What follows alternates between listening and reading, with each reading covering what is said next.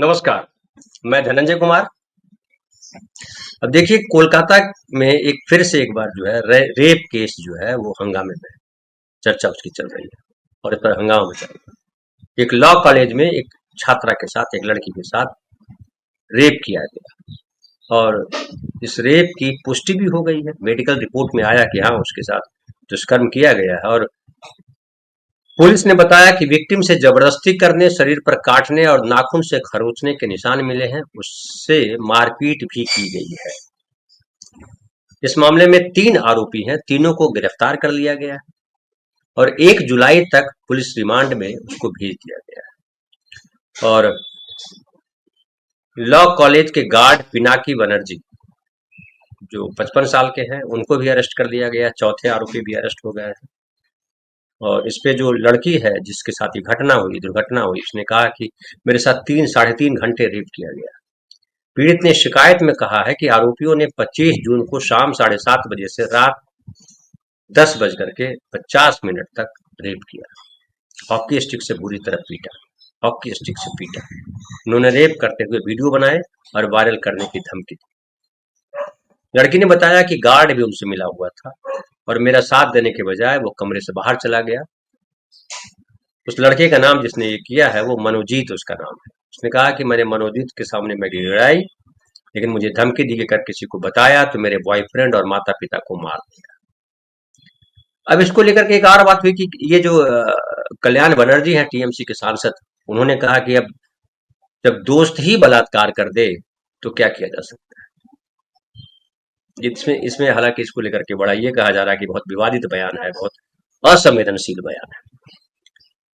ये असंवेदनशील बयान है या अधूरा बयान है या वो क्या कहना चाहते थे वो तो कल्याण बनर्जी बताएंगे, लेकिन ये बात हमारे समाज के लिए वाकई है। और ये रिपोर्ट भी है कि सबसे ज्यादा लड़कियों के साथ बलात्कार की जो घटनाएं होती है वो पारिवारिक परिचित लोग ही करते हैं।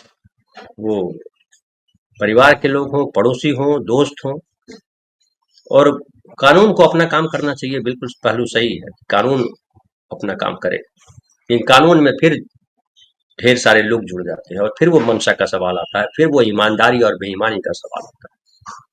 और सवाल आता है कि क्या हमारी कानून व्यवस्था, हमारी जो पुलिस व्यवस्था है, वो इतनी ईमानदार है। अनुभव है, बहुत विकृत किस्म के अनुभव है हमारे समाज के। और ये विकृति आई कैसे, इस पर साइकोलॉजिस्ट बात करेंगे, लेकिन मुझे लगता है इसमें सबसे बड़ी प्रॉब्लम है कि हम जो है कई तरीके के दुष्चक्र में घिरे हुए हैं।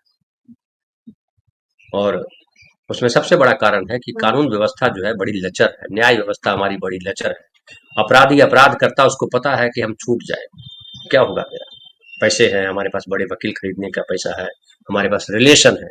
बताया जा रहा है कि मनोजीत जो है वो पूर्व छात्र रहा है, वहां का वकालत भी करता है और वो टीएमसी का नेता भी है। हालांकि अरेस्ट हो गया है, लेकिन ये जो दबंगई वाला जो भाव है, जो अहंकार वाला जो भाव है, वो हमारे मन के भीतर जो है वो सबसे बड़ा दुश्मन है हमारे समाज का, ये सभ्यता का। कि आपको डर नहीं लगता किसी, आपको लगता है कि हम इतने दबंग हैं, ये लड़की क्या कर लेगी। ये लड़की एक तो पहले बोलेगी नहीं कि हमारे साथ रेप हुआ, और अगर बोलेगी तो साबित नहीं हो पाएगा कि हमने रेप किया। फिर साबित भी होगा तो बहुत लंबा वक्त लग जाएगा, हम एविडेंस मिटा देंगे, हम डॉक्टरों को खरीद लेंगे, हम वकील खरीद लेंगे, हम जज को मैनेज कर लेंगे, ये तमाम चीजें।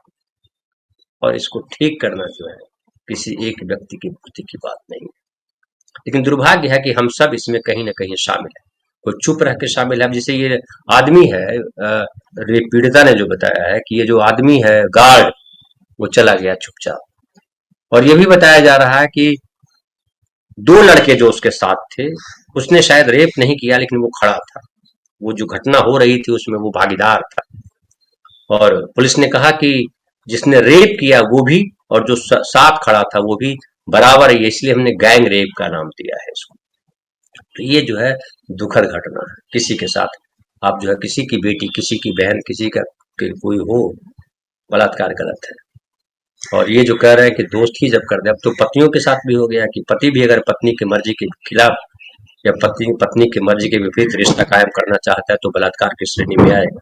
हालांकि इस पर बड़ा विवाद उठ रहा है और लोग कह रहे हैं कि फिर तो जो है शादी नाम की जो संस्था है वो बर्बाद हो जाएगी। तो शादी नाम की संस्था को बचाने के लिए इंसानों की जिंदगियों को बर्बाद कर दिया जाए, क्या इसे सही कहा जाएगा? ये भी बड़ा महत्वपूर्ण है। और लेकिन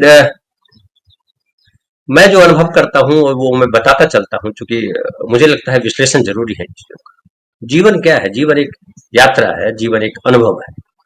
अब इसको दुकानदारी से जोड़ देंगे, इसको जो है भागम भाग से जोड़ देंगे, मंजिल हासिल करने से जोड़ देंगे तो खतरनाक हो जाता है। जीवन एक यात्रा है, लाइफ एक जर्नी है, और इस जर्नी में अनुभव है, अच्छे अनुभव, बुरे अनुभव। लेकिन आप कैसा है, आप कैसा बर्ताव करते हैं, आप कोई सामने वाला किस तरह से रिएक्ट कर रहा है और आप किस तरह से रिएक्ट कर रहे हैं, ये सब बड़े महत्वपूर्ण पहलू होते हैं। लेकिन खैर अभी डिटेल उस पर बात करने का समय नहीं है। लेकिन ये है कि हमारे समाज में स्थितियां लगातार बिगड़ती जा रही है, उसमें बड़ी भूमिका है राजनीति की, बड़ी भूमिका है कानून व्यवस्था की, क्योंकि हर जगह गडमड कर दिया है नेताओं और अफसरों का, गुंडों का ऐसा सिंडिकेट बन गया है। जो कुर्सी पे बैठे हैं नेता, जो कुर्सी पे बैठे हैं अफसर, जो कुर्सी पे बैठे हैं जज, वकील और दबंग गुंडे किस्म के लोग, इन लोगों ने तमाम व्यवस्थाओं को तार तार कर दिया है। और बड़ी दुखद है हमारे समाज की जो गति है फिलहाल।